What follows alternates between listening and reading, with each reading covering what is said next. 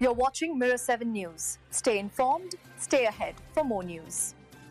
The British political scene has been thrown into turmoil once again, after Peter Mandelson was abruptly removed from his post as the UK's ambassador to the United States. His dismissal came after new revelations deepened concerns about his long-standing friendship with Jeffrey Epstein, the convicted sex offender whose network of high-profile connections continues to cast shadows years after his death. For weeks, Mandelson had been under pressure, but the final straw came when U.S. lawmakers released Epstein's infamous birthday book from 2003. Inside it was a handwritten note from Mandelson describing Epstein as "my best pal," along with photographs of the two together. That alone might have been brushed aside as poor judgment from the past. But when Bloomberg later revealed emails showing Mandelson's ongoing support for Epstein, even after his 2008 conviction, things quickly spiraled. In those messages, Mandelson not only expressed sympathy, but even offered strategic advice, referencing Sun Tzu's Art of War.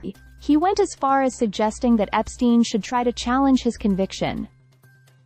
That detail, the Foreign Office later said, was new and unacceptable. It showed a far deeper and more troubling level of connection than had been previously understood. Prime Minister Keir Starmer initially defended Mandelson, telling Parliament he retained his full confidence.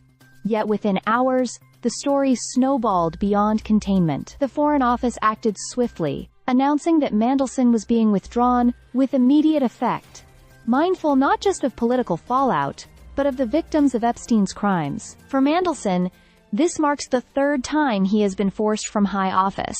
Known in Westminster as the Prince of Darkness for his skill in political maneuvering, he has also been dogged by scandal throughout his career. From undeclared loans to questionable favors, controversy has followed him. Still, he always managed to climb back into influential roles, whether as a Labour minister, EU Trade Commissioner, or, most recently, ambassador in Washington. The timing of his dismissal could hardly be worse for Starmer.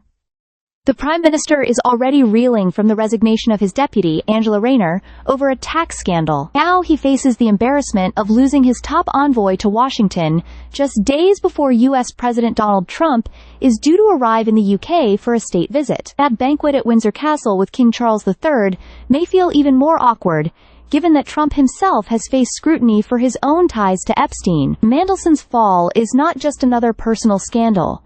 It raises uncomfortable questions about the judgment of those who appoint people to sensitive posts. It also reminds the public of how Epstein's web of influence stretched across politics, finance, and diplomacy, leaving reputations damaged even years later. For now, James Roscoe, the deputy head of mission, will step in as acting ambassador.